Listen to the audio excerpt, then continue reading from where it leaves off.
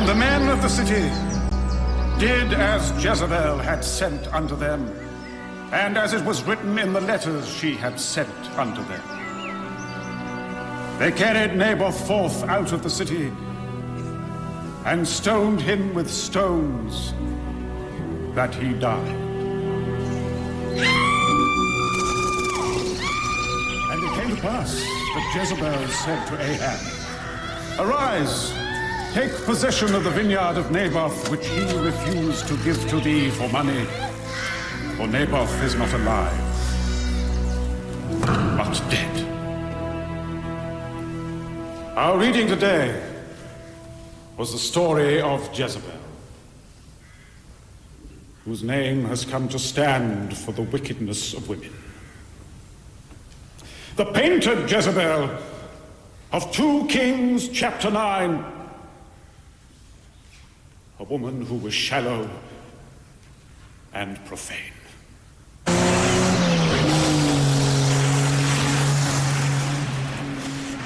It was she who persuaded her husband Ahab to kill Naboth, and for this she was punished. And of Jezebel also spoke the Lord, saying, The dog shall eat Jezebel by the wall of Jezreel. She had sold herself to work evil in the sight of the Lord, and the punishment was death. This is the God of the Old Testament, wrathful, unforgiving. We may find this at odds with our understanding of Christianity. But for the Jezebels of this world, death is the price that must be paid. The body of Alice Corrigan was discovered at the site known as Blackridge Woods at exactly 10:15 a.m. by Miss Jane Martindale, who was on a cycling holiday in the area and who made a note of the time. It was her opinion that the woman had been dead only a short while, a view shared by the police surgeon who examined the body where it had been found at 11:30. We have several witnesses who have attested that the dead woman's fiancé, Mr. Edward Deverell, was on the train from London, and this didn't arrive until 10:20. This inquest therefore returns a verdict of murder by person or persons unknown.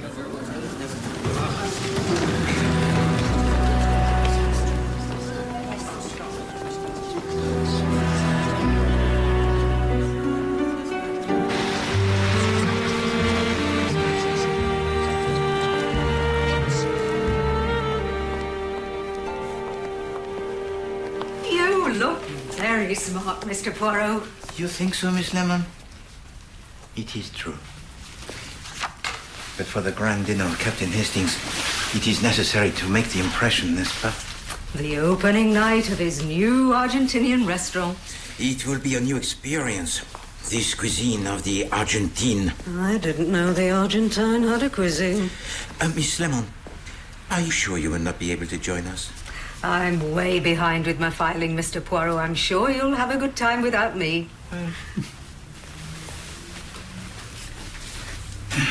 Something wrong, Mr. Poirot? Yes, what do you think, Miss Lemmon? This jacket seems to have shrunk a little, no?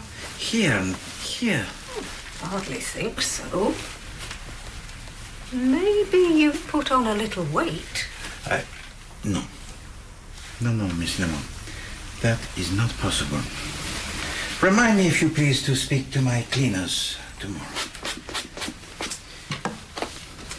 You have called for the taxi? It's outside. Bon. So, to El Ranchero.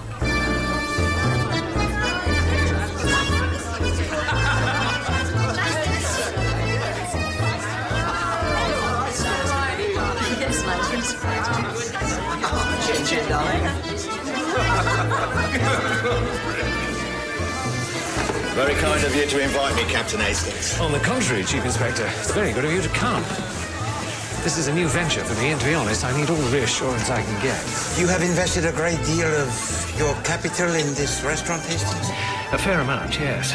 Which is why it means a lot to me that you're here on opening night, Poirot. Having a celebrity never hurts.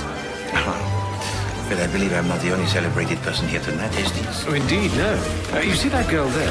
That's Arlína Stιούαρτ. Ah, the actress. Yes, stunning, isn't she? That's just the sort of glamour a place like this needs. And the man who is with her, Hastings? Kenneth Márszal. He's her husband. Do you mind if I cut in?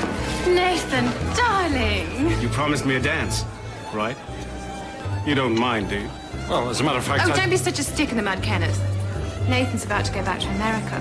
I won't be able to see him for months. Well, if you insist, darling. Order me some champagne.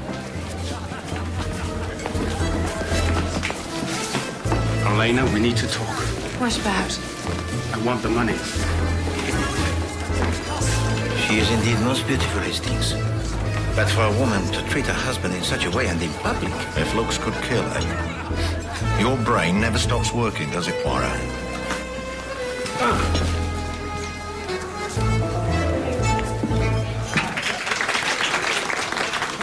Bon appétit. Merci.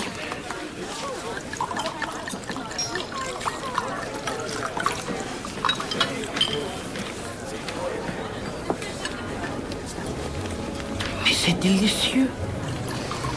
My felicitations, Hastings. This is the most excellent soup.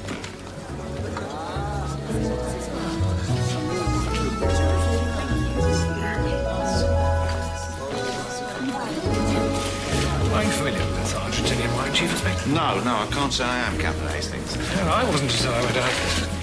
An acquired taste, but actually I think it travels all the world, isn't it? It's a little warm, n'est-ce pas? Oh, I'm all right. Have another glass of wine. Merci. Chief Inspector. Thank you.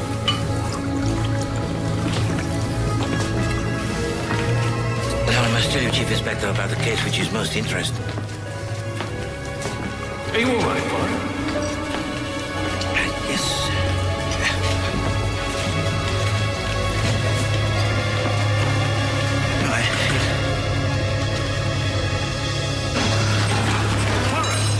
Someone! Call an ambulance! Captain Hastings, Chief Inspector, is he all right? Yes. He's fine. He's resting now. Is it serious? Put it this way, Miss Lemon.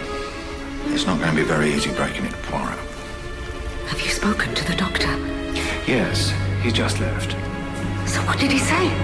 I demand at once a second opinion. I think we should wait, Poirot. The doctor's taken some tests, but it'll be a week before he's certain. But I am certain, Hastings. Hercule Poirot, he is not obese. Medically obese, Mr. Poirot. It's not quite the same. It may have led to a problem with your heart, which is what caused the, you know. Well, we should be grateful it's nothing more serious. You can come home tomorrow. But it's going to mean plenty of rest, light exercise, and a strict diet.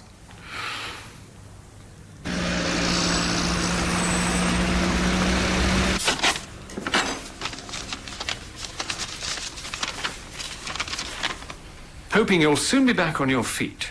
Oh. From everyone at the forensic department, Scotland Yard. Oh, here's one from the Belgian ambassador. It seems that the whole of London knows what has occurred, Hastings. Oh, not more mail, Miss Lemon. This is from the doctor. I telephoned him this morning and he sent it round. The Sandy Cove Hotel, just off the south coast. For the last couple of years, it's been run as a health resort. It's highly recommended. A strict regime of diet and exercise, sunshine and the sea? No, Miss Lemon, this is not for Poirot. Your doctor disagrees, Mr. Poirot, and so do I. We might have lost you the other night, and... well, it doesn't even bear thinking about. Doctor's orders. I've booked you a room for 2 weeks. Well, don't worry, Poirot. I'm sure you'll enjoy it. I'm sure you will too, Captain Hastings. You're going as well. What? Well, you didn't expect Mr. Poirot to go on his own?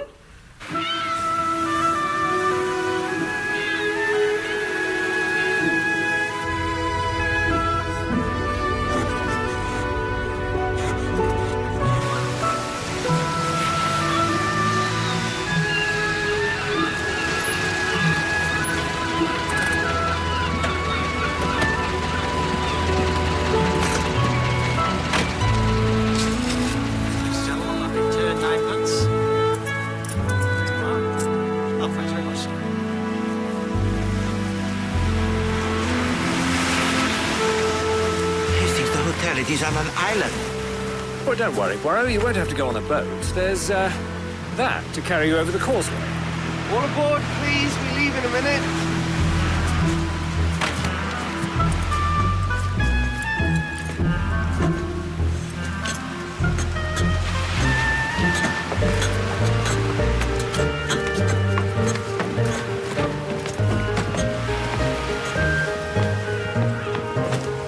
Hello. Hello. Are you on board for the island of the lost souls? Oh, Patrick, I don't think it's going to be as bad as all that. I'm Pátrik Rέντfern, my wife, Christine. Madame.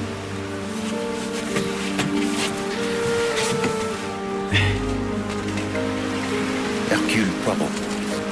This is my associate, Captain Hastings. How do you do? Hercule Poirot, the famous detective.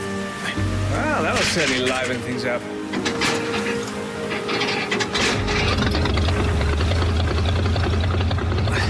Here we go.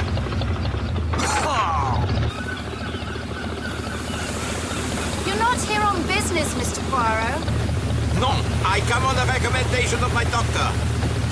We all need a rest from time to time. Nothing like a bit of sun and sea air. I have to be careful of the sun. I burn up in a minute.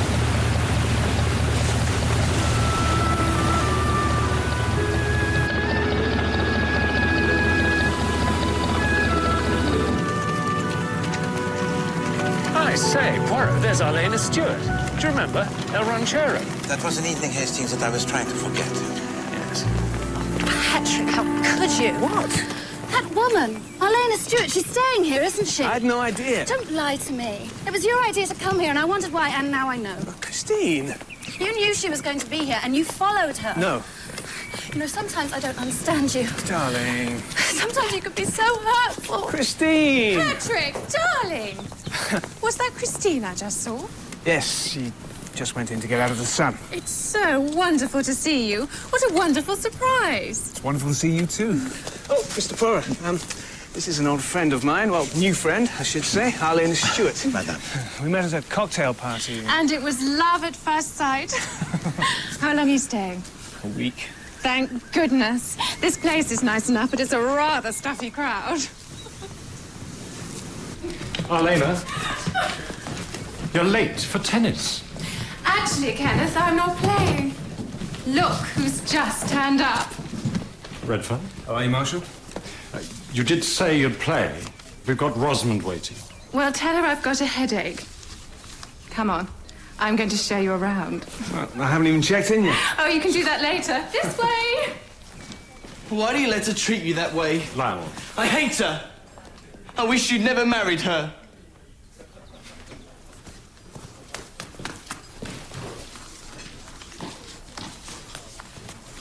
Yes? Hercule Poirot and Captain Hastings. Oh, yes. Mr. Poirot. Welcome to the Sandy Cove Hotel. I hope you have a very happy and a very healthy stay. Merci, madame.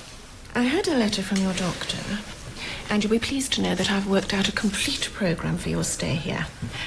We'll be combining the natural goodness of the sea and the sunshine with our indoor swimming pool, gymnasium, heated oil therapy, and steam room. Brisk daily exercise, and of course, a strict diet. William, show Mr. Poirot and Captain Hastings to their rooms, please. Yes, Mrs. Castle. Lunch will be served at 1.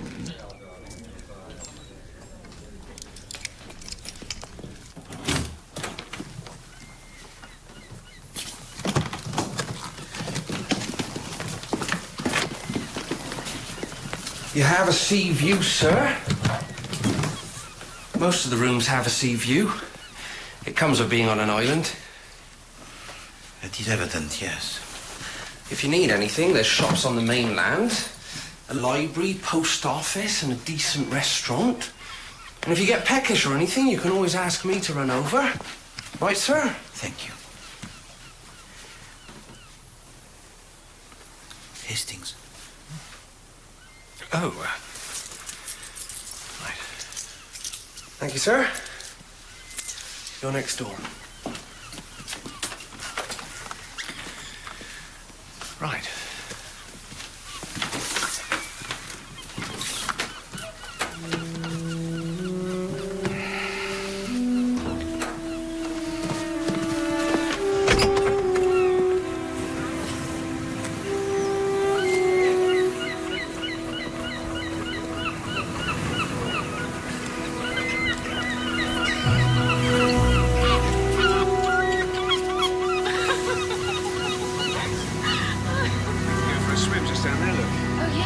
lovely spot just down by the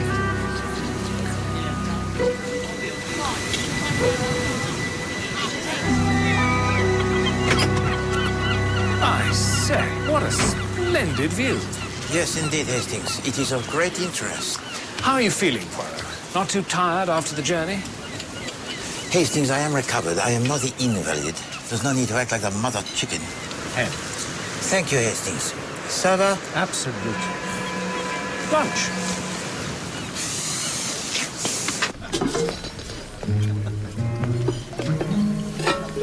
Thank you.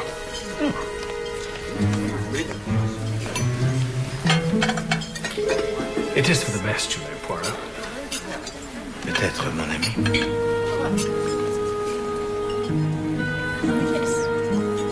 Your health. Here's to yours.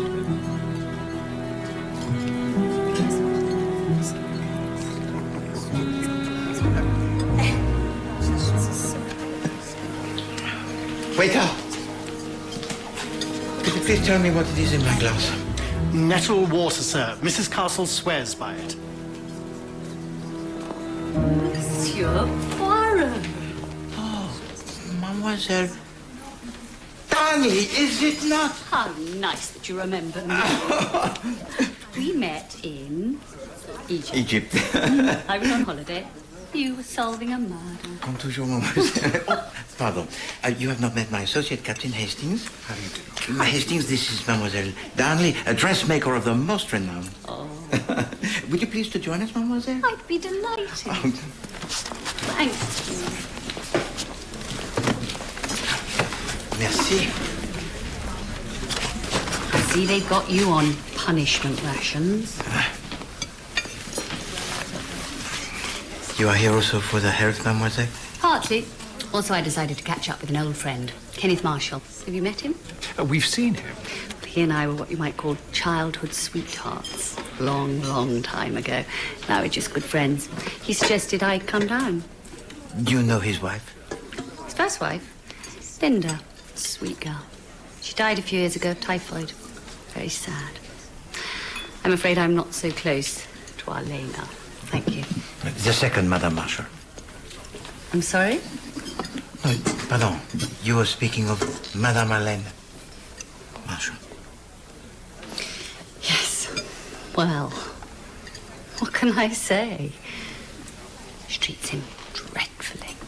And she's up to her eyes in scandal. I mean, that business with Erskine for a start. This is a name I do not know. Sir Roger Erskine. Elderly. Unattached. Very, very rich.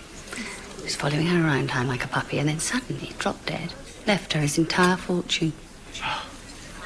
So Madame Marshall is a woman of wealth in her own right. Yeah. Maybe that's why Kenneth married her. But I tell you this, Mr. Poirot. That woman's trouble.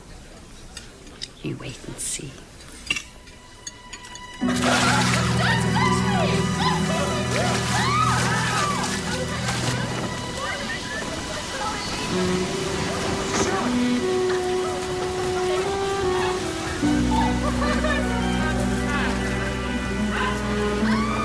Marvellous view, don't you think? Yes, indeed. Miss Brewster. Emily Brewster. Mademoiselle? And I know who you are. You're Hercule Poirot. Oui. And you must be Captain Hastings. That's right. Word's got around that you were here. Now, don't tell me. There's been a gruesome murder somewhere, and you think there's a homicidal maniac lurking among the hotel guests? No, no, mademoiselle. I am here for my health. How disappointing. Of course, if you did want to commit a murder, this would be the perfect place. Oh, you believe so, mademoiselle? People away from home. Everyone's got a reason to be here.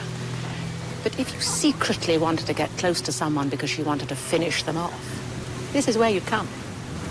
But tell me, mademoiselle, who would be the target of such an attack here at the hotel? Well, I don't know. Arlína Stιούαρτ, perhaps? They'd happily stick a hat pin in her or whatever.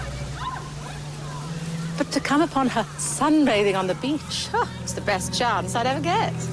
But surely nobody could think of murder in such a beautiful place? No, no, no. No, Hastings.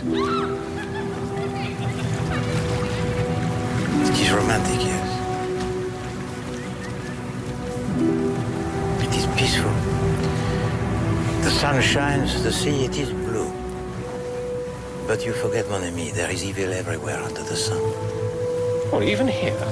Especially here. It's interesting what you're saying, Mr. Poirot. It's almost a quotation from Ecclesiastes. Yea, also the heart of the Son of Men is full of evil, and madness is in their hearts while they live.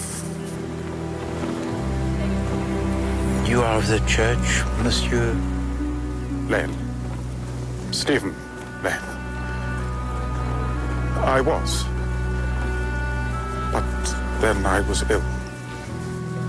My wife, you see... Well, it's a long story. But that's why I'm here. It's for my health. Anyway, you don't have to be of the church to recognize evil, Mr. Poirot. I see it there. I recognize it. It's real.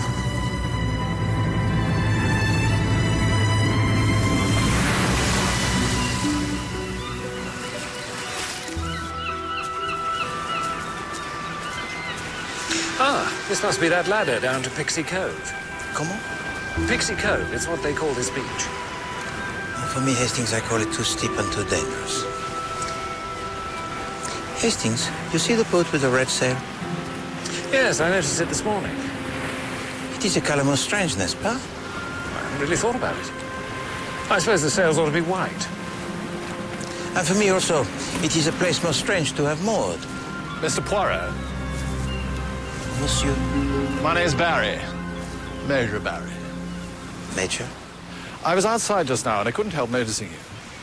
I wondered what you might be doing down here at Sandy Cove Hotel. I am here like all the rest. For my health. Really? Well, if you'll take a tip from an old soldier, I wouldn't have said this island was the healthiest place to be at the moment. Just a thought.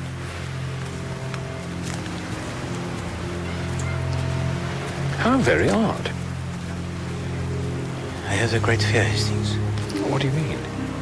Well, the major who gives the warning, the vicar who speaks of evil, the husband who watches as his wife deceives him. The solving of the murder is all too often the work of Poirot, mon ami.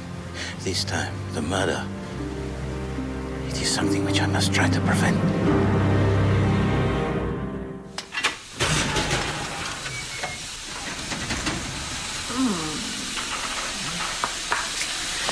The steam cabinet is widely used throughout the Americas, Mr. Poirot.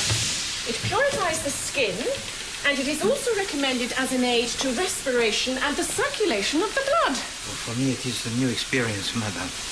I'm sure you'll enjoy it. Come, there's nothing to be afraid of. What do you say, Mr. Blatt? Come along now.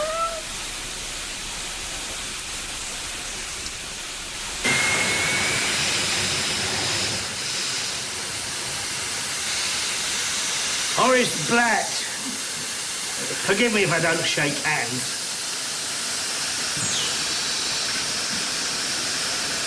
Hercule Poirot. The famous sleuth, eh? You down here on a job? No, no. It doesn't look like it. Nice place, eh?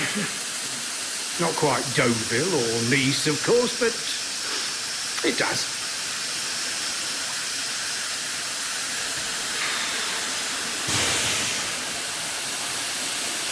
You on holiday? I spent quite a bit of time here. Sailing. Best fun in the world, if you ask me. You've probably seen me bobbing around. Oh, yes. You have the boat with a red sail. That's me. I use the hotel as a base, and it's convenient for my business. And what business is that, Monsieur Black? Oh, bit of this, bit of that. So, you're Hercule Poirot, eh? Strange thing is, I thought you were dead.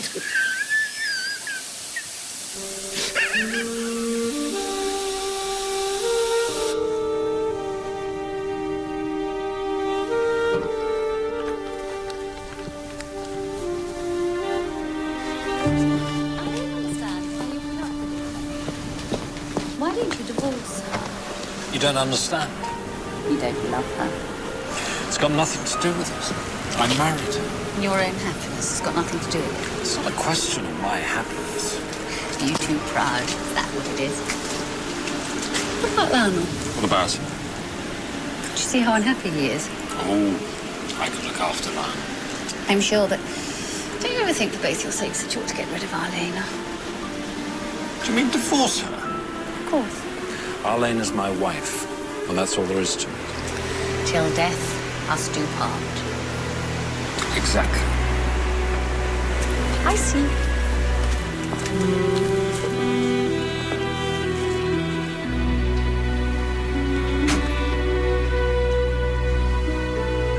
Just try it. If you don't like it, you can have something else. Ah, there you are, Poirot. What can I get you? Oh, Hastings, thank you. That is most kind of you. A little crème de cassis. Crème de cassis. I'm very sorry, sir. Not for you. Comment? No alcohol, sir. Mrs. Castle's orders? Oh, bad luck, Mr. Poirot. There'll be dinner in a minute. Not that that's anything to write home about. Do come and sit over here, Mr. Poirot. Merci, mademoiselle. So, you had a busy day.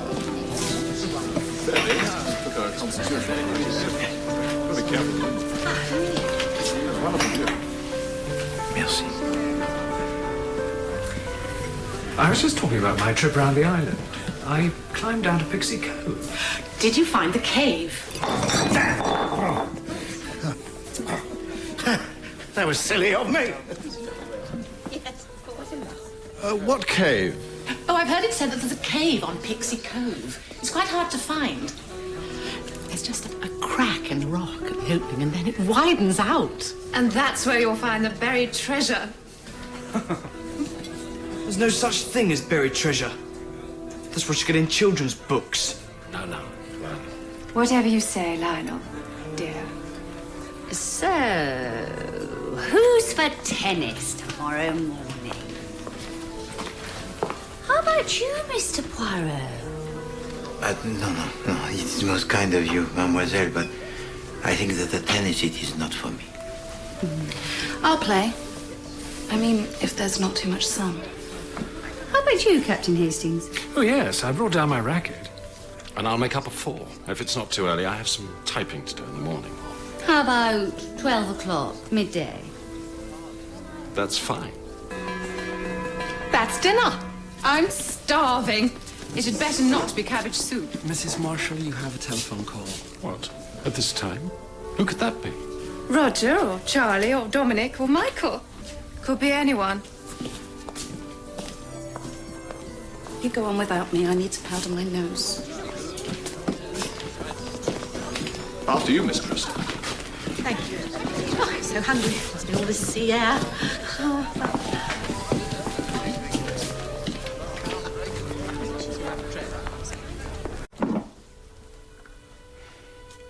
Hello? Oh, hello. Yes. Well, it's a little bit difficult.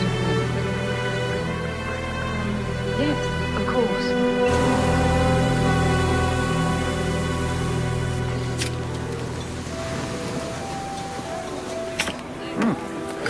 Hello, Mr. Poirot. Monsieur Redfern. How was dinner? It was, how shall I say, not substantial. Well, that's true. Merci. Monsieur Redfern, may I ask you what you do for your work? I'm a journalist. Well, for the newspapers? Yes, the city pages, freelance, anything that pays. So you're not here, I think, for your health? No, I'm here to enjoy myself. Christine's the one who has to look after herself. Ah, yes. Madame Redfern, You have a wife most charming, monsieur, and who I think of you also is most fond. I'm fond of her.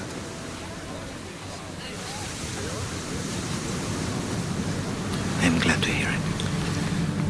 Mr. Poirot, are you trying to tell me something? Only this, Monsieur Redfern. I wonder why, if it is necessary for you to conduct an affair here on this island with Arlína Stιούαρτ, you choose to do it before the very eyes of your wife. What? Well, who have you been talking to, Mr. Poirot? No, Miss Darnley or that Bible-bashing vicar? And just because a woman's good-looking, everyone has to come down on her like a sack of coal. Monsieur Redfern, I try only to prevent occurring events of which I have great fear. Well, maybe you should just mind your own damn business.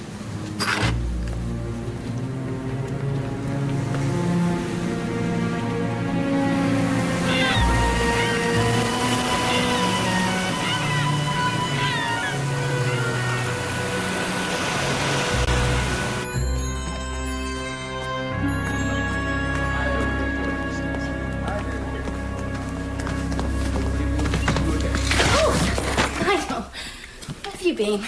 I went to the mainland, to the library. So I see. I was thinking of going over to Gold Cove to do some sketching before tennis. Why don't you come with me? Well, you can have a swim. Come on, you don't want to be skulking in reading all day. All right. I'll meet you here in an hour from now, 10:30.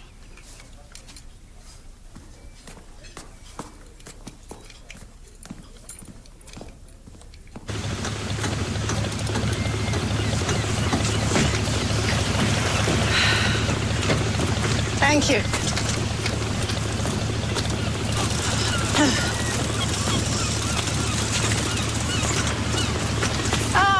Good morning. Did you have a good ride? Fine, thank you. I'm just off myself. I have friends on the main. Enjoy your day. When do you leave again? A few minutes, sir. Good.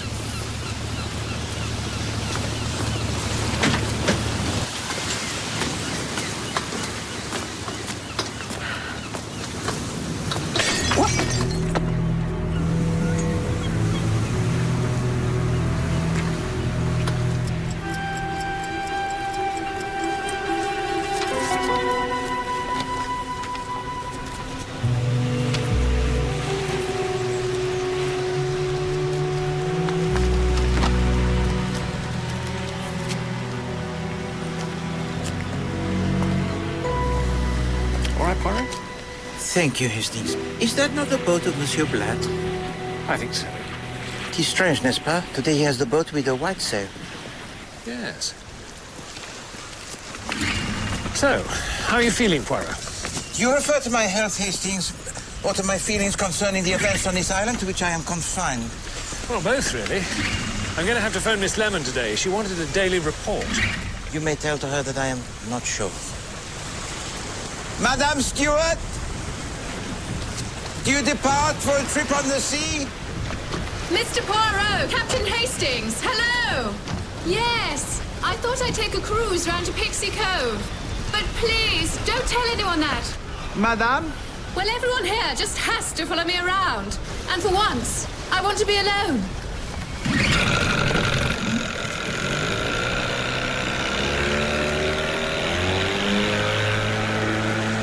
Ça jamais. That I did not believe. You think she's going to meet someone? It is possible, yes.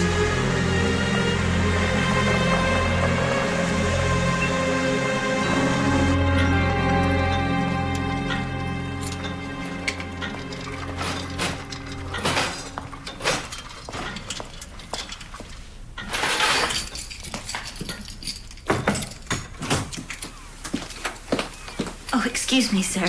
Oh, do you mind coming back later? I have some important work to do. Leave the door open. It's a bit stuffy in here.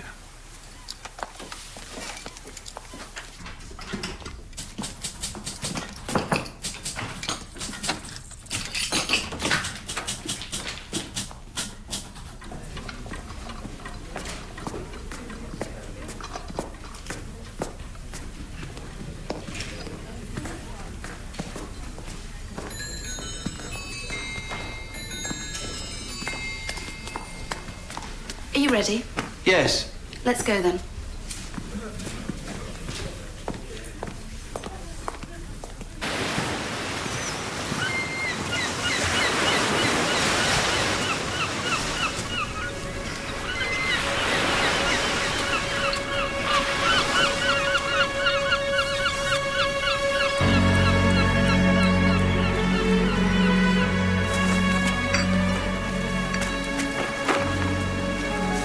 Mr. Poirot.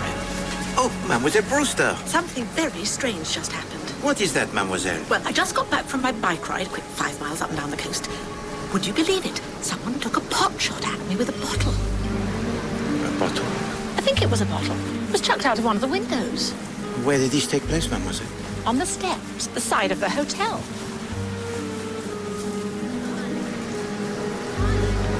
$11:15. I better get changed. Comment? Well, I'm playing tennis at 12. I better go and get ready. Do you need anything, Poirot? No, merci. Merci, mon ami. Morning. Morning. You haven't seen, Sorry? Doesn't matter. I thought I'd go for a row around the island. I don't suppose you'd care to come, Mr. Poirot? No. No, merci. Absolument no. Poirot and the sea, they are not compatible, eh? I'll come with you. Mrs. Castle says that rowing is very good for building body tone. You can have the oars then.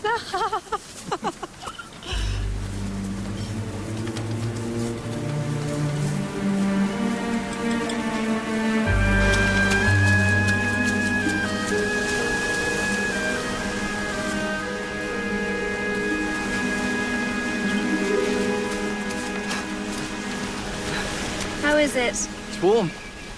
Should come in. I'm not really a big swimmer. Do you have the time? Hold on.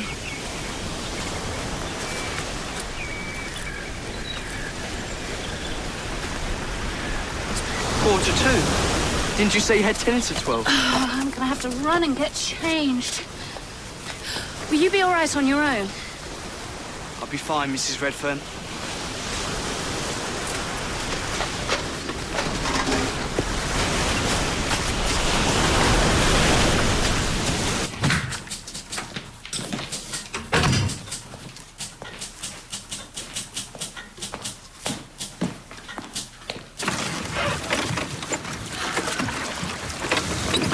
Look, there's someone on Pixie Cove.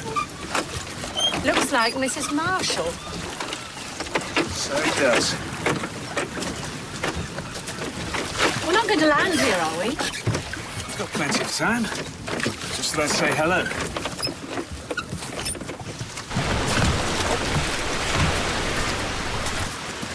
Arlena! She's asleep. I don't know. Arlena! Arlena! You right?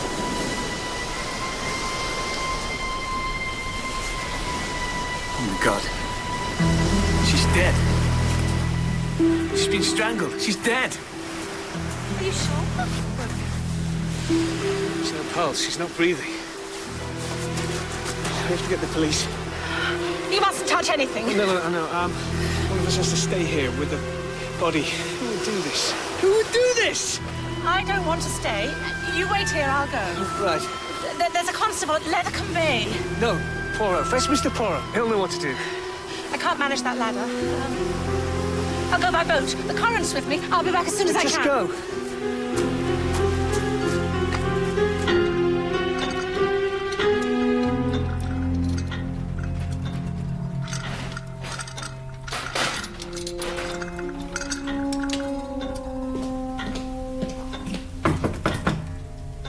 Mr. Marshall?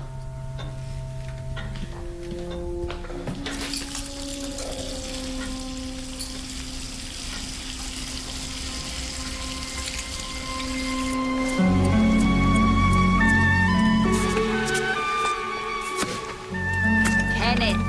I'm the first to arrive. After me? Yes. You get it done. What? Oh, typing. Oh, yes. Ah. Hastings. Hastings, what time is it?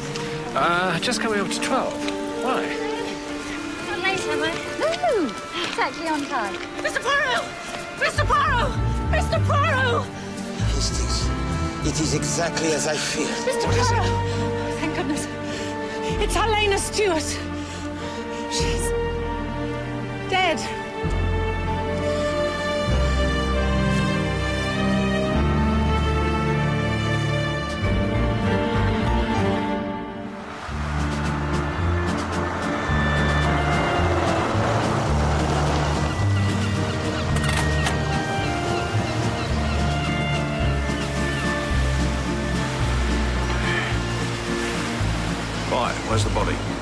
It's over there, sir.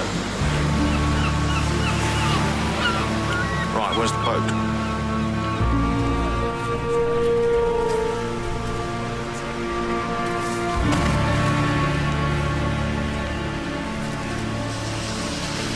Strangled, that's for sure.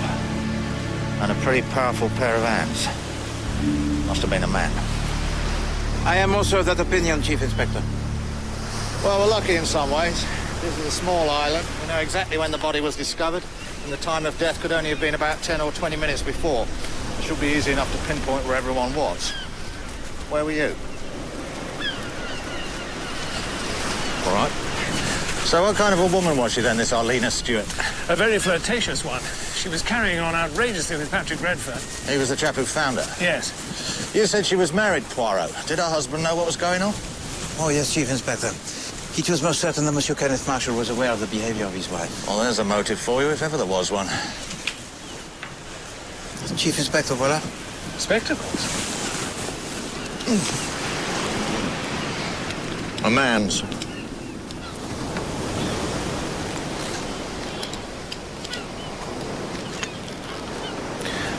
Or perhaps of a boy. I'm sorry. There's nothing I can do. The hotel's closed. The whole island's closed. You're going to have to leave. But we've only just arrived. What's going on here, Sergeant? These two men came over here on that tractor thing, sir. They say they're bird watchers. We're regular visitors. You have no right to stop us. We have every right, sir. I'm pursuing a murder investigation and nobody enters or leaves this island until I say so. But we Take them have... back to the mainland, Sergeant. Yes, sir. Come on.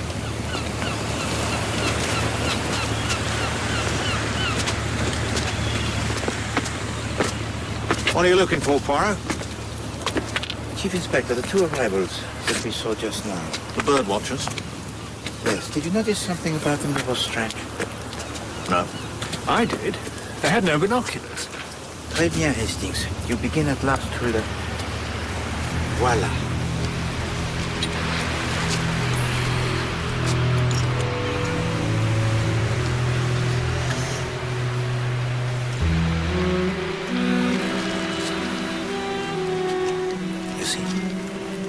It's a piece of broken glass.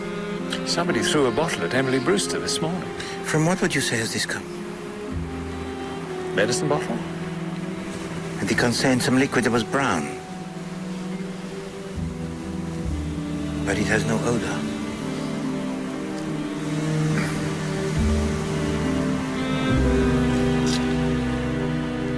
I'm so shocked. I don't know what to say. Arlína... It's unbelievable. Who would want to kill her?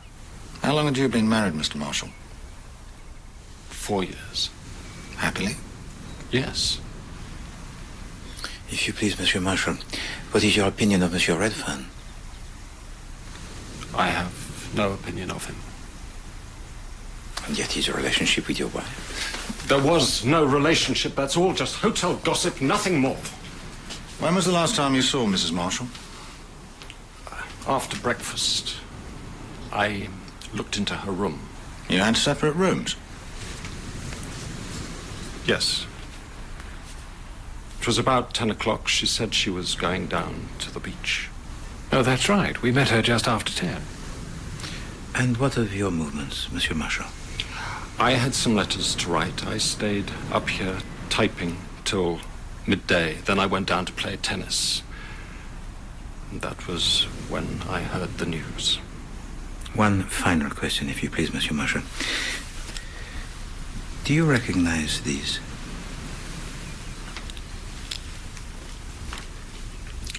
Yes. They're Lionel's. Where did you get them? It is of no matter.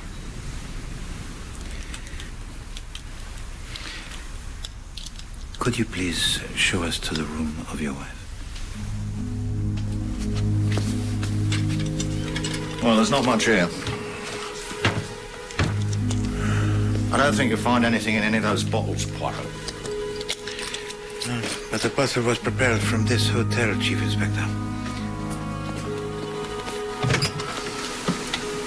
Oui, it could have come from this room. What makes you so sure it was thrown? Maybe it was just drawn. I say. A telegram to Arlina from New York, dated 3 days ago. Go on. Send the money now, or you will lose a great deal. Nathan. That's it. Nathan, that rings some sort of bell. It was the name of the young man with whom she danced at your restaurant, Hastings? El Ranchero. Oui. Sounds a bit threatening. I wouldn't mind talking to him. But if he's in America... Well, for me, I prefer to speak to Lionel Marshall. You can't want to ask me any questions. I mean, I didn't have anything to do with it. I don't know anything. Can you tell us your movements this morning? Yes. I had breakfast. I went to the library. On the mainland? Yes. I'm revising for my exams. Chemistry. When I came back, I bumped into Mrs. Redfern. Well, she saw the book, so she can vouch for me. Go on. She invited me to go swimming with her at Gull Cove. I swam until exactly 11:45. How can you be so sure of the time? She asked me, and I looked at my watch. I had another swim and went back to the hotel. Well, there was a program on the wireless, and I thought I was going to miss it. But actually, it was only 12:10 when I arrived. Monsieur Lionel, this is not easy for you, I know, but if you please, could you describe your feelings for your stepmother? She was all right. You can think of no one who would wish to kill her? Any help you can give us, Lionel? Well, only Mrs. Redfern. I mean, oh, you only had to look at the way her husband was all over Arlina. I bet she'd have wanted to kill her. Not that she had it in her. You mean she isn't violent? Yes. Is that all? Can I go now? Hold on. One last question, if you please. I believe that these are yours? Yes. They're my old spectacles. But your old spectacles? Yes, I had to have a new prescription, but I keep those for emergencies. Where did you find them? Oh, no. It is no matter. Thank you very much. You may go now.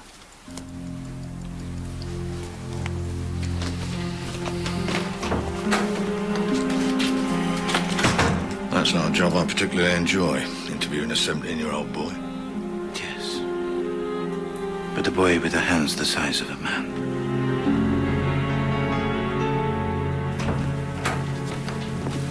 Wait, excuse me, mademoiselle. Yes, sir. You are aware, you know, that we are investigating the murder this morning of Arlína Stιούαρτ. Yes, sir. It's a terrible business. I still can't believe it. And you are responsible for the cleaning of the rooms this morning, between 10 and 12 o'clock? Yes, sir. Mademoiselle, could you tell to us whether you heard or saw anything out of the usual? Not really, sir.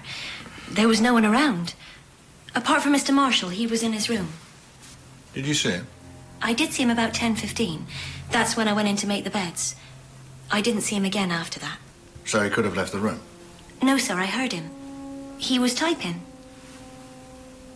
Mademoiselle, have you observed in any of the rooms a bottle which is now missing or which contains perhaps something strange? Well, Mrs. Marshall has perfume bottles. And Mr. Lane. The vicar? His bathroom's full of bottles. Could you show to us his bathroom?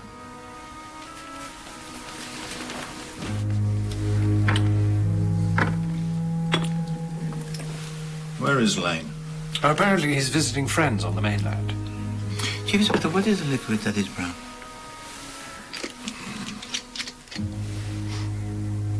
Morphine. Is there anything else, sir? No, merci,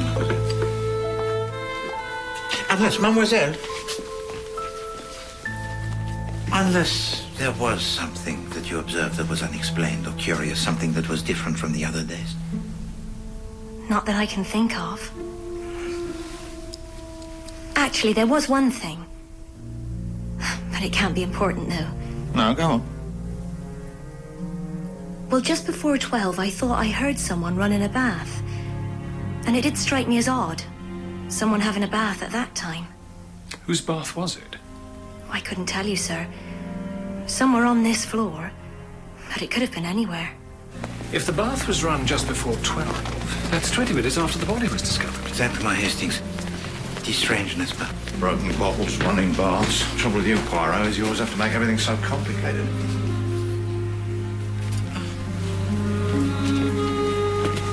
Madame Redfern. Oh, Mr. Poirot, I was waiting for you. I suppose you want to know my movements this morning. S'il vous plaît, madame, if you would commence from the moment you woke up. I had breakfast. I met Lionel. Lionel Marshall. He'd just come back from the library. That's right. I suggested that he come with me while I was sketching. We stayed together at Girl Cove until exactly 11:45. He had a watch and he told me the time. I then went back to the hotel, got changed, and arrived at the tennis courts at 12 o'clock on the dot. And that was when we heard. And had you at any time seen Arlína Stιούαρτ this morning? No, I hadn't. I didn't want to. Were you surprised at her death? Surprised? No. I was shocked, but I wasn't exactly surprised. A woman of that sort's mixed up in everything that's sordid. Blackmail, jealousy, violence. What do you mean, blackmail? Oh, well, it was just something I overheard. What? Last night, Miss Stewart received a telephone call. Oh, that's right. It was just before dinner. Well, I happened to be passing and I overheard what she was saying. I suppose it was wrong of me to eavesdrop. No, please. Someone was asking her for money. She said she couldn't get any more. She said she was going to tell her husband everything. Those were her very words. But didn't you hear a name? I mean, was it a man or a woman? I've no idea. I didn't want to be seen, especially by her. So I hurried on into dinner. But it was blackmail, I'm sure of it.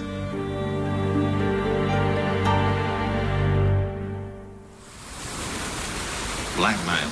That must tie in with the telegram you found. Nathan, the man in New York. So it might seem. But it doesn't make any sense. Arlína didn't have any money, did she? Au contraire, Chief Inspector, she was a woman of worth in her own right. Oh, the Erskine scandal. Sir Roger Erskine. Apparently he left her a fortune. Oh, be interesting to know how much of it's left. It would indeed, Chief Inspector. Oh, she must have a lawyer or a bank manager. Well, I suppose we could ask her husband. No, Chief Inspector. I think it better that we do not inform Monsieur Marshall of this. Mις Λέμον, she will make the inquiries for me.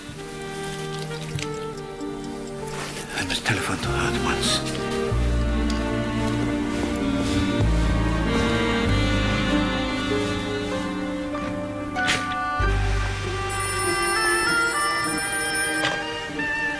Yes, Mr. Poirot, I'm still here.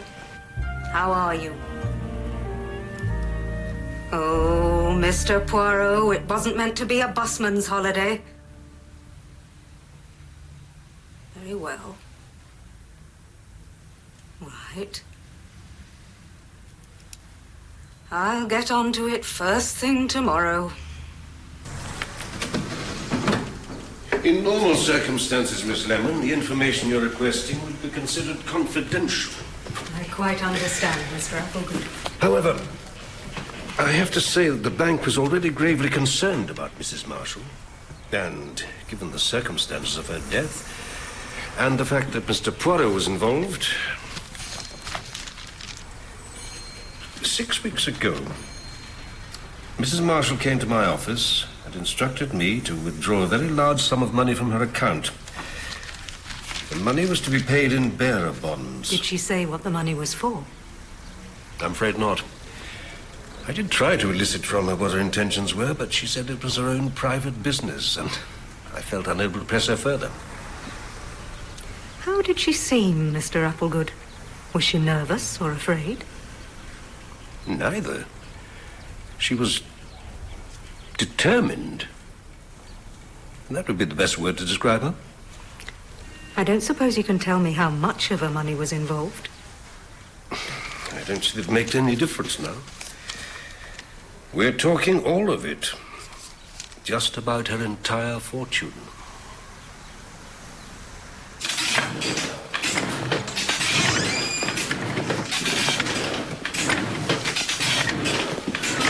Mr. Redfern. I wonder when you'll be coming to talk to me. Are you the police? Chief Inspector Japp, Scotland Yard. Right. To be honest, sir, I find it a little strange you're carrying on like this as if nothing had happened. What else am I meant to do? The whole thing's so bloody horrible. You're forgetting I was the one who found her. Just trying to put it out of my mind. Mr. Redfern, did you anticipate to find yesterday Madame Marshall on the beach at Pixie Cove? No. As a matter of fact, I was looking for her when I met you on the terrace, but I didn't know where she'd gone. Why were you looking for her, sir? Well, it's not easy to explain. Au contraire, Monsieur Redfern. To explain, I think it is most simple. You were in love with Madame Marshall. But not in love. Infatuated. I hope you realise, sir, that this infatuation of yours could very well be the reason for Mrs. Marshall's death. What do you mean? Well, if her husband had caught wind of it. What? He'd have strangled her. Kenneth's not the sort. And what about your wife? Christine had nothing to do with it. If she was going to kill anyone, she probably would have killed me. And anyway, it's impossible. What makes you so sure of that, monsieur? Because I saw the body, that's why. And it had to be a man. I saw what had been done to her neck. It was a man's hands. You know it, and so do I. But I only want to go to the mainland for a couple of hours, just to clear my head. Oh, I'm sorry, ma'am. I'll take that from you. What? Mr. Poirot, is it really true that no one can leave the island? I'm afraid I'm keeping everyone here until I've completed my investigations. Mademoiselle Brewster, there is something that I do wish to ask you. Oh, yes? We spoke together of Arlina Stewart the day before her body was discovered. Yes, I was wondering when you'd ask me about that. And you said? I'd be happy to stick a hat pin in her. I wasn't being serious. A year ago, I invested money in a play. She was starring. But after the first performance, she just walked out. So you lost your investment? All of it. Of course, I was annoyed, but it was a stupid thing to say. I really didn't mean it. An unfortunate coincidence. But I was nowhere near the beach when it happened. And Mr. Redfern was with me when we found her. It must have been a great shock to you to discover the body. It was horrible. At first, she didn't look dead. She just looked as if she was sunbathing. But then you moved more close? I saw it once. There was something unnatural about the way she was lying. Her arms. And underneath her tan. She had a lovely tan before she even arrived here. There was a sort of paleness. The paleness of death. Yes. I'll never forget it. Monsieur Blatt? Is the tractor leaving? Because if it is, I'm going home now. I'm sorry, sir. No one is to leave the island. What? They've just told me the same. You can't stop me. I'll take my own boat if I have to. I wouldn't try that if I were you, sir. Monsieur Blatt, I would be interested to know why it was your boat was anchored close to the beach at Pixie Cove the day before Arlina Stewart died. It wasn't. We both saw it. Well, maybe I went for a swim. I don't remember where I was, really. I stopped and went for a swim. How long do you propose to keep us here? As long as it takes. I can't believe it. A second time. Why is it that when you're around, people seem to drop like flies? I met Mademoiselle Darnley when I was in Egypt. Mademoiselle, may I introduce the Chief Inspector Japp of Scotland Yard? How do you do? Let's get straight down to brass tacks, Chief Inspector. Please sit down. Merci, mademoiselle. I expect you want to know my movements at the time of the crime. If you don't mind, Miss Darnley. I've written them down. I thought it would save time. Oh, thank you. Breakfast at 9, left the hotel at around past, walked over to Sunny Ledge, arriving about 10:15. Sunny Ledge? It's on top of the cliffs. You get a good view of Pixie Cove. You can see the whole beach, the cave, everything. And before you ask me, yes, I did see Arlina arrive in that boat of hers, but that's all I saw. You returned to the hotel at 10 to 12 and arrived at the tennis court 10 minutes later. Is that it? I'm afraid so. Mademoiselle Darnley, a moment ago you mentioned the view of the beach at Pixie Cove. You remarked that you could see the cave? Yes. It's quite hard to make out the entrance from there. It's concealed. But you can see it. Yes. So this cave, it does indeed exist? Miss Brewster mentioned it the other evening. Of course it exists. It's over here. Merci.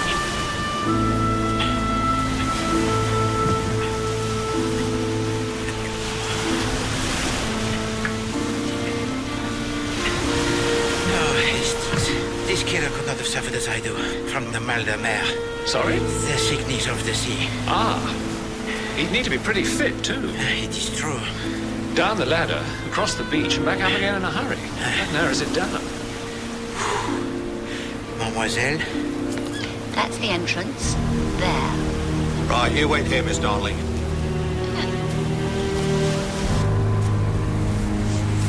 There's a cave, all right. Good Lord.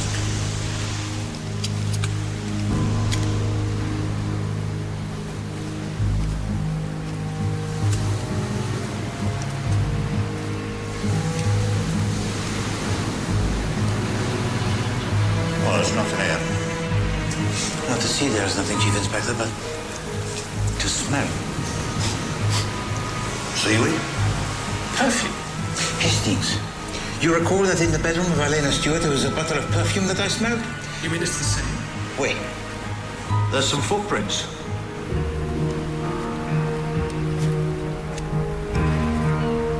Flat. No heel. Canvas. Beach shoes or something. And to where do these footprints lead, Chief Inspector? Oh, it's a dead end. Wait a minute.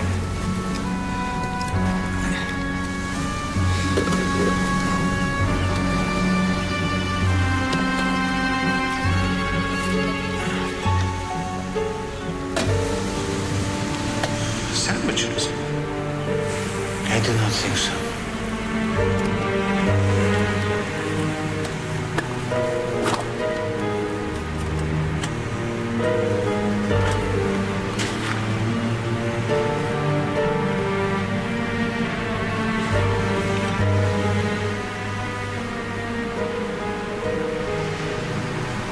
This is heroin.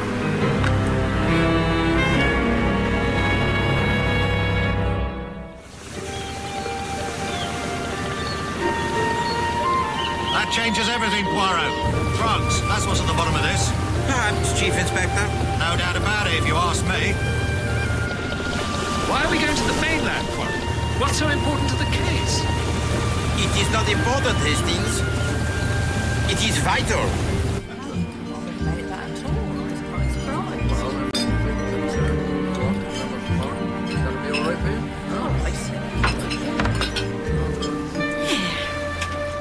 Sir? Well, Hastings, the little grey cells, they are as the army of Napoleon. You mean they march on their stomach? And for you, sir? Thank you. You had any thoughts then, Poirot? It is true, Chief Inspector, that the discovery of a large quantity of heroin close to the place where Arlina Stewart was murdered would indicate that this was the motive for the crime. You said you smelt her perfume in the cave. Right. Well, there you are then. She went into the cave, stumbled onto heroin, realised there was some sort of drugs ring operating on the island. Someone strangled her to silence her. No. One question, Chief Inspector. The cave, it is dark and unpleasant, no? Why did she enter? Was she indeed being blackmailed? Also, what was in the bottle that was thrown at Mademoiselle Brewster? And how did the spectacles of Lionel Marshall come to be at the bottom of the ladder? And yes, also, I wonder what was in the book that he was reading. It's good to see you back on form, Poirot. One helping of spotted dick, and you'll probably solve it.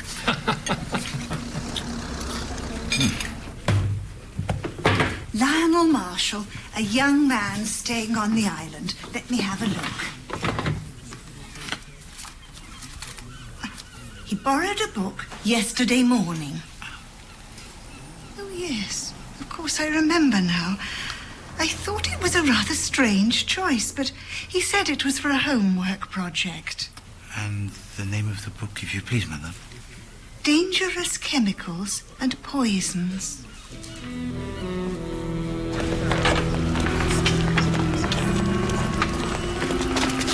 Oh, excuse me.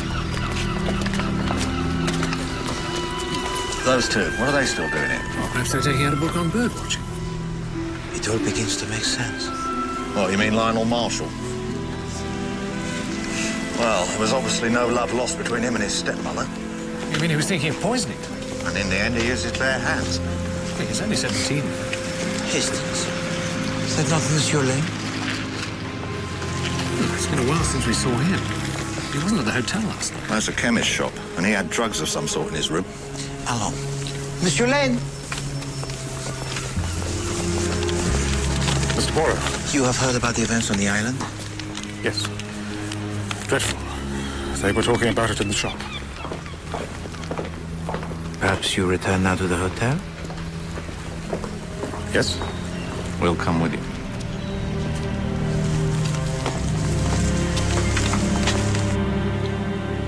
I was on the mainland all day. I wasn't anywhere near her. I couldn't have had anything to do with it. Why didn't you return here last night, sir? I was having dinner with a friend. The Bishop of Exmouth. It was late, so he suggested I stay the night. And for what purpose have you come here to this island, Monsieur Lane? I've told you.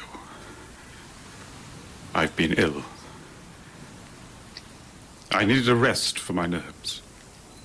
And you're a vicar? I was. The Church of St. Matthew at Blackridge in Kent. I had to leave. Why was that? There was a scandal. My wife. You see, she left me. She ran away with a member of my congregation. She was a wicked woman. She should have been punished.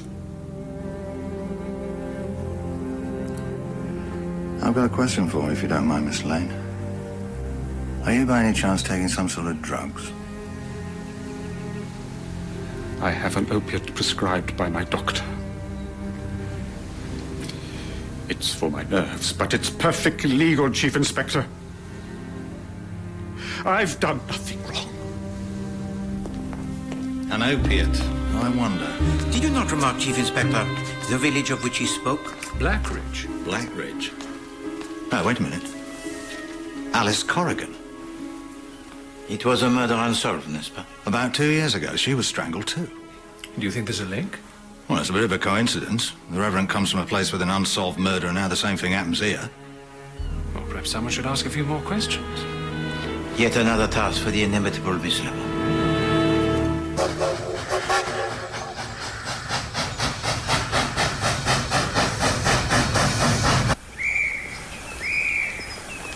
Thank you.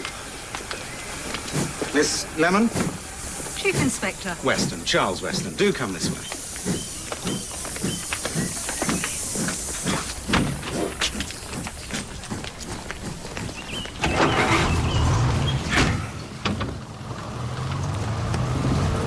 So, how is Mr. Poirot?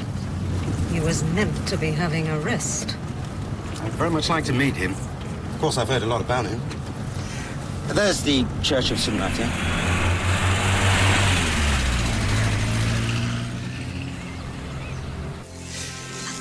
This is where the body was found. Strangled. Yes. She was found by a games mistress, Jane Martindale. She was cycling in the area. Must have rather spoiled her holiday. She reported it to us. What can you tell me about the dead girl? Alice Corrigan. She was 27, engaged to be married. She was a wealthy woman in her own right. We think that might have been the motive. You thought she'd been killed by her fiancé? Edward Devereux. Oh, yes. He inherited everything. But the body was discovered at 10:15 in the middle of the morning church service, and he was on the London train at the time, non-stop to Blackridge. And we had a dozen witnesses who saw him get on and get off. It couldn't have been him. So it was never solved? And never will be, unless Mr. Poirot has some new light to shed on the matter. I think you can expect plenty of new light now Mr. Poirot is involved.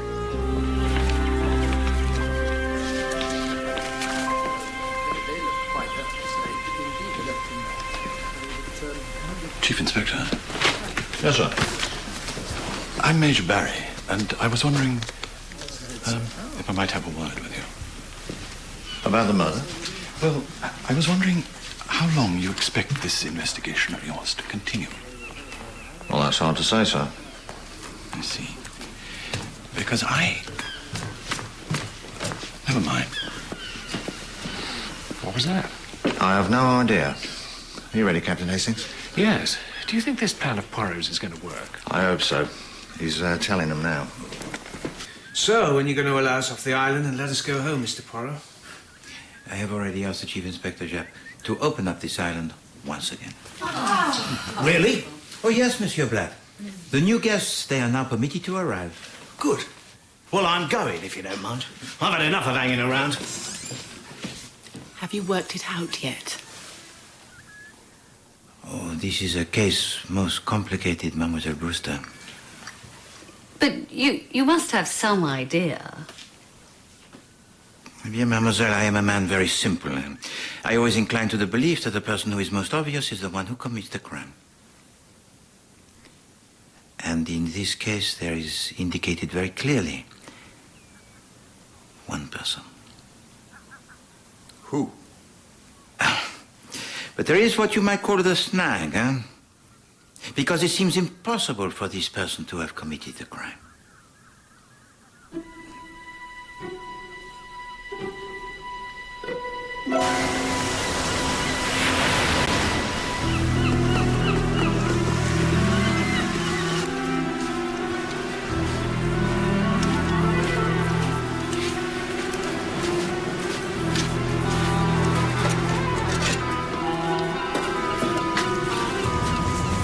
So Poirot was right. As usual. Come bird watching, have we? Don't think we'll find many birds nesting in there, will you? What do you want? We haven't done anything wrong, you know. I know. I suppose that depends on what's inside that box you've just taken. And I think we all know what that is, don't we? All right, get back. Don't be daft. You're not going to use that. I've got men all over this island. You're lying. Shoot them. Shoot them both and let's get out of here. I am a chief inspector from Scotland Yard. Put that gun down. Do it! Wait! Ah! Are you all right? Damn you! Don't let him get away! Come on, you. On your feet. Stop him! I'm with the Home Office. Seconded to Scotland Yard for drug inquiries. Why, you mean you're one of us? Why didn't someone tell me? Sorry about that. Had to keep it under wraps. I am sorry I tried to warn you off the way I did, Mr. Poirot. I've been watching this place for months, and I was afraid you were going to blow the whole operation. It is of no matter, Major Barry. Anyway, I've got them. That's all that matters. Your two bird watchers. They had a good thing going for them down here. The stuff coming in from the continent. But how did it get here? Oh, that, Hastings, is most simple. What do you think you're doing? Sir? This is an outrage. Oh, the game, it is over, Monsieur Blatt. And there, Hastings, is the answer to your question. It is Monsieur Blatt who speaks of Deauville and of Nice, but chooses to sail here. And, of course, he wears the sailing shoes made of canvas. The footprints in the cave. Oui, c'est ça. The heroine, it is carried from France with a red sail, which signals to the mainland that it arrives. And the white sail is the all clear. Oui. You have got it in one, Mr. Poirot. Now, we've known about this gang for some time. We just couldn't pinpoint the place of entry. Take him away. Come on up. Quietly, sir. Yes. Wait a minute, Poirot. Are you seriously suggesting that all this had nothing to do with the death of Arlína Stιούαρτ? So it would now appear. But you said she went into the cave. You smelled her perfume. That is indeed what I thought, Chief Inspector. But then the question becomes, why did Arlína Stιούαρτ enter the cave? Well, perhaps she was hiding from someone. Hastings, once again you arrive at an explanation which makes everything clear. Not to me, it doesn't. You mean she was afraid of someone? I mean, Hastings, that there is evil on this island. And the murder that took place here was the work of a mind that was brilliant. But there was one thing that the killer did not expect. The mind of Hercule Poirot. Eh bien, now is the time for these two minds to meet. And the truth at last must come to light.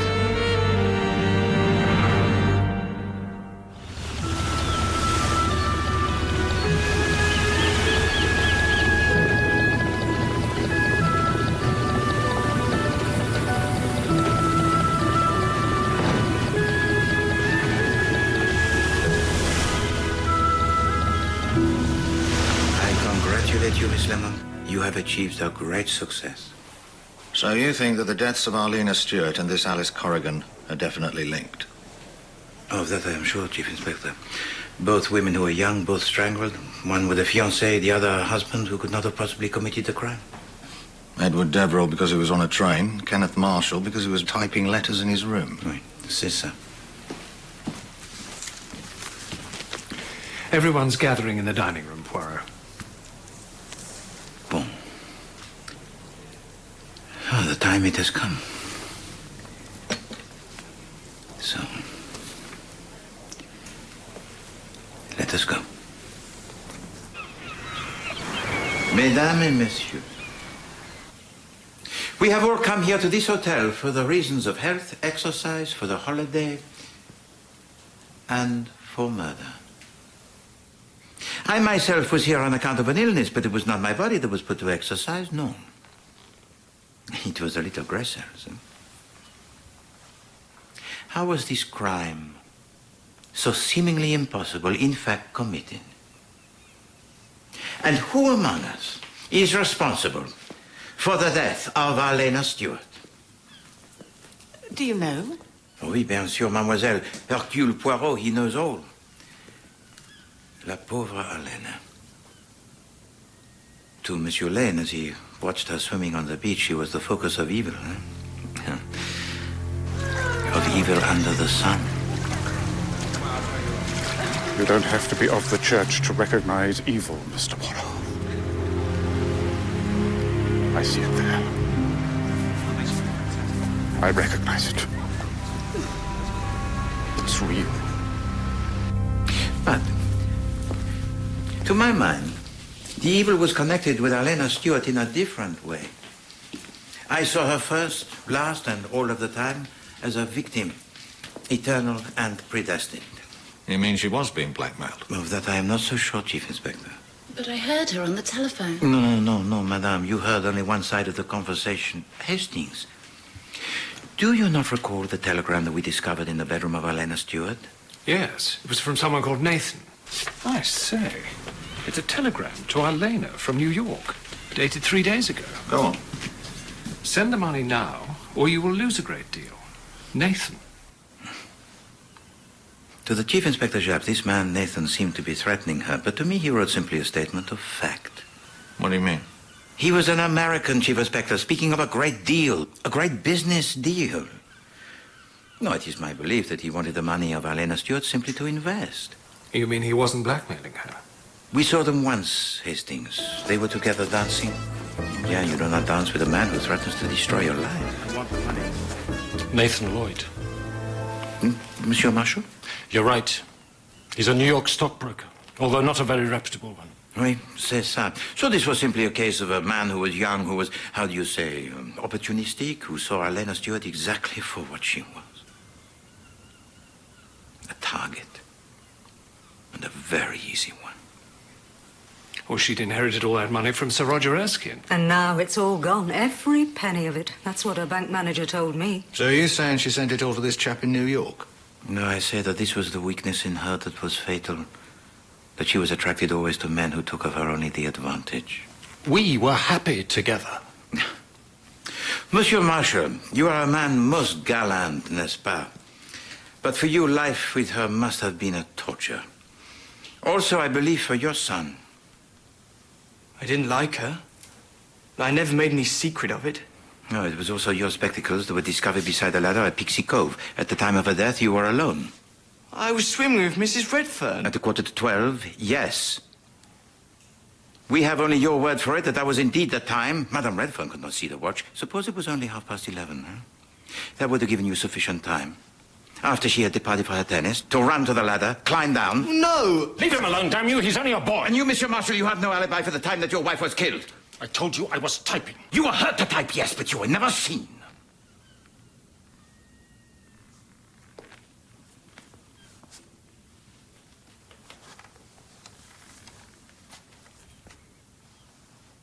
From the very start, it was my belief that one person alone must be responsible for this crime. And each person here in this room wished the death of Arlína Stewart. I didn't. Yes, you did.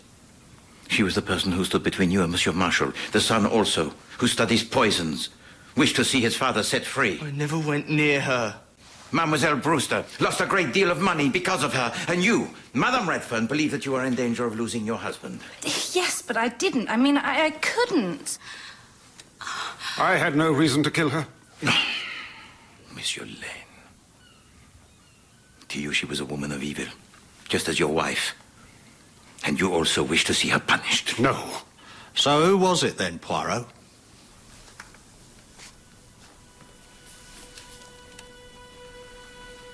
It was the person who she went to meet that day on the beach at Pixie Cove. I thought I'd take a cruise round to Pixie Cove. But please, don't tell anyone that. Madame? Well, everyone here just has to follow me around. And for once, I want to be alone. Both Hastings and I saw quite clearly. She was on her way to an assignation. Oui. An assignation with you. Monsieur Redfern. No. Oh, yes. I knew you for what you were from the moment I first saw you. A wastrel, cheating and defrauding women of wealth. Like Nathan Lloyd and all the other young men who were drawn to her, she was your prey. To hell with you. You've got it all wrong. Well, it can't have been Redfern. He was the one who discovered her. Seemingly so, yes, Chief Inspector. But what if the body that was discovered by Monsieur Redfern on the beach that day was not, in fact, Arlena Stewart? Oh, but it was, Mr. Poirot. I saw her myself. No, Mademoiselle Brewster. You saw what you were meant to see. And I will tell to you all how it was. A crime of the most ingenious. At 9:30, Christine Redfern makes the arrangements to go swimming with Lionel Marshall. Where have you been? I went to the mainland. She sees the book. The library. So I see. She knows of his dislike of his stepmother, and it is not hard to see what is going on in his mind. Come with me. Well, You could have a swim. Come on, you don't That was a bonus. That was unexpected. all right. I'll meet you here in an hour from now, 10:30. So now the plan that was pre-prepared is now set into motion, and the timing, it must be precise.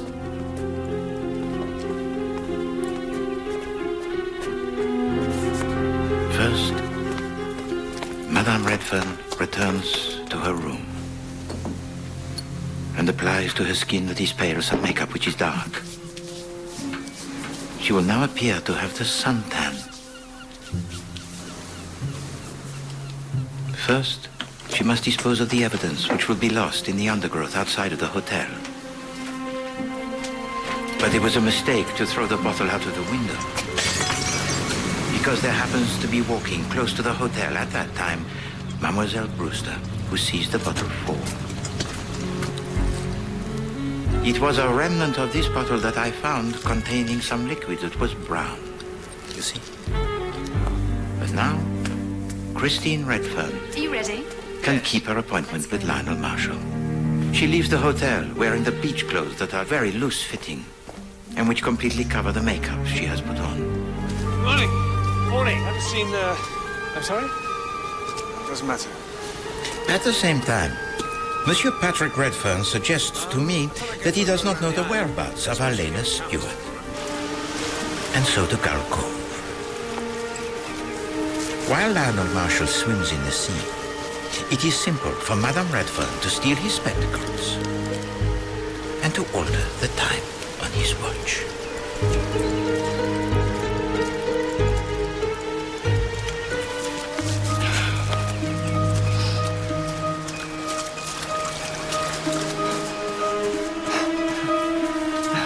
How is it? It's warm. Do you have the time? It's 2:45. But it was not 11:45. No. It was no more than 11:30. You told me so, no? You thought you would be late for a program that you wished to hear on the wireless? That's right. But in fact, it was only a little after 12 when I got back. So now, Madame Redfern, she has much to do. And has gained herself additional time with which to do it.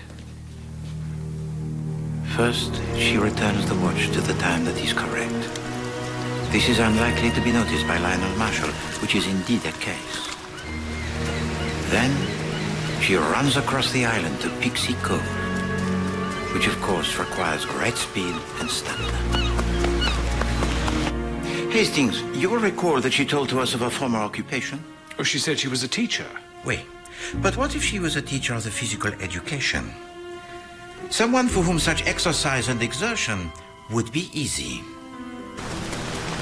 She arrives at the ladder above Pixie Cove. Patrick! Are you there? And is careful to ensure that Arlina Stewart sees her. However, Arlina had made a secret rendezvous with Pátrik Rέντfern, and his wife is the last person she wishes to see.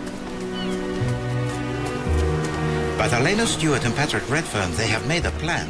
If Madame Rέντfern should happen to appear, she will hide in the cave. The mouth of this cave, it is very narrow. It has no view of the entrance to the cove or that part of the beach where Madame Rέντfern is changing, hidden by the rocks. And so everything is prepared for the next stage of the plan.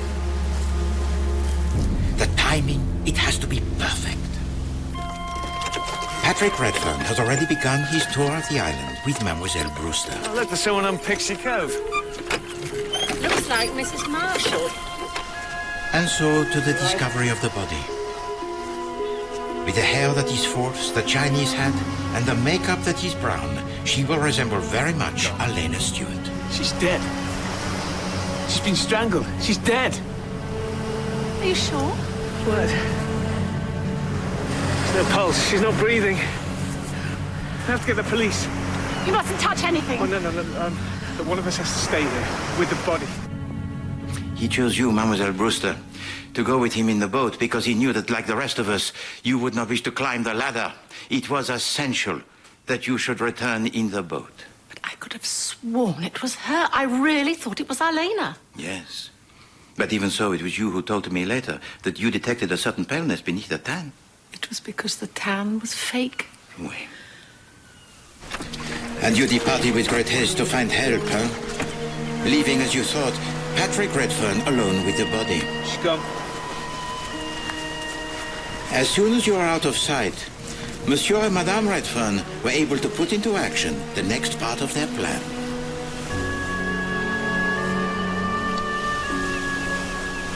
Christine Rέντfern now returns to the ladder. She drops there the spectacles that she has stolen from Lionel Marshall. She knows that he has been contemplating murder and that he will be implicated. Eh bien, to the rest of the world, Arlina Stewart is already dead. And both Monsieur and Madame Rέντfern have the alibis that are beyond dispute. But for Arlina Stewart, her death, it is still to come. Lena? Darling? Here. Where's she gone? Christine was here. I did what you told me and hid in the cave. Get Christine.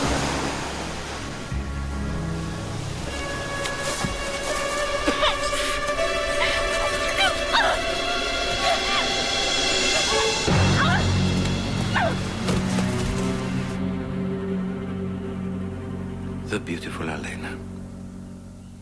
She was an actress most accomplished, but a woman most susceptible. Men preyed on her for her money. Men like the American Monsieur Nathan Lloyd. But it was Monsieur Pátrik Rέντfern who tempted her most of all. Who better to suggest a scheme of investment for her money than a journalist who worked on the city pages of the newspapers? And so she gives to him all of her money to invest. But of course there was no such scheme. And from that moment her fate, it was sealed. He takes the money, and then he kills her. Right. C'est ça, Chief Inspector. And from now, the rest, it is very simple. Christine Rέντfern returns to the hotel. With great haste, she takes off her outer clothing. And there now needs only to be removed from her body the makeup that is brown. So she must take a bath. And it is this that is heard by the maid as she performs her duties. It is now 12 o'clock midday, and every single task has now been accomplished. And neither Monsieur or Madame Redfern could possibly have committed the murder. Hello, I'm not late, am I? No, exactly on time. Mr. Poirot! Mr. Poirot! It's Arlína Stewart. She's dead. Well, that's the most devilish thing I've ever heard. Yes, Chief Inspector. It was indeed unique, huh? For the murder, it was committed after the time of her death. But this was not the first occasion that they had effected such a scheme. The Alice Corrigan affair. Yes, Mις Lέμon. Another woman who was young murdered for her money, but this time by a fiancé who could not possibly have been there. And who was it that discovered the body? A games mistress. Absolument. Again, a teacher of the physical education. At that time, Christine Redfern called herself Jane Martindale. And it was she who at 10:15 discovered the body that could not possibly have been there.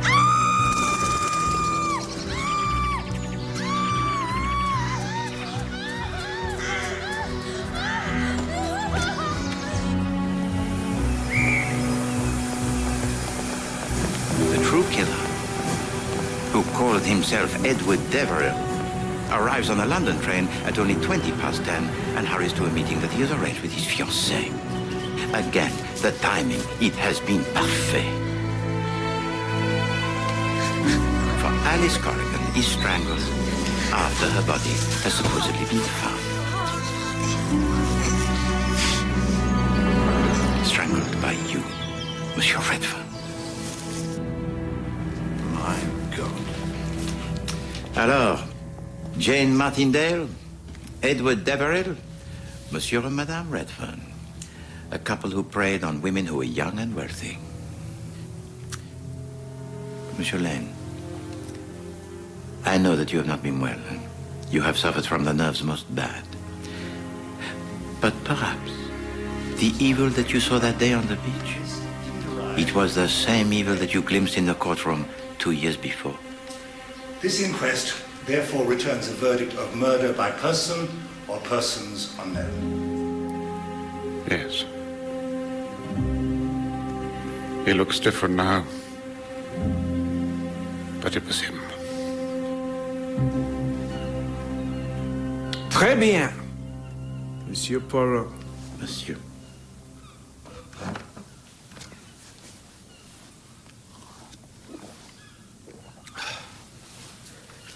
You damned, interfering,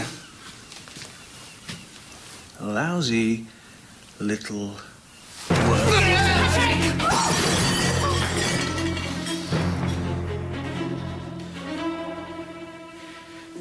The face of evil, it remains always the same.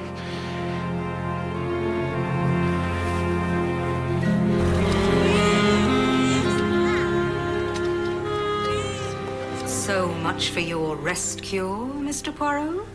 Yes. Perhaps you should take up running, Poirot. Or how about tennis? Obesity is today's #1 killer, I'm told. No, Hastings. The diagnosis of the hospital was at fault. My tailor tells to me that I am a fine figure of a man. And you'd sooner believe your tailor than a medically qualified doctor? No, mais certainement. The remedies of my tailor are painful only to my bank account. But to celebrate the return to health of Poirot, may I suggest a little meal together, most convivial? Oh, splendid. We can all go to El Ranchero. I'm afraid not, Captain Hastings. What? I'm sorry, Poirot. I know you didn't want me to tell Captain Hastings yet, but... Tell me what? Well, Poirot's little problem was food poisoning. I don't understand. This was not the first case associated with El Ranchero, Hastings. It was the 14th. No. The Ministry of Health have closed it down. What rot. How do you know about this anyway? They've asked the yard to post an armed guard around the kitchen area. What? Just while they do some more tests. But I've got a fortune tied up in that place. Come, Hastings. What is done is done. And what is underdone is underdone. Oh. Oh. But to help you with your losses, I will treat us all to my favorite little Belgian bistro just around the corner. And I am pleased to say they have never been known to serve l'eau d'ortie. Load of what? L'eau d'ortie, Chief Inspector. The water of the nettle.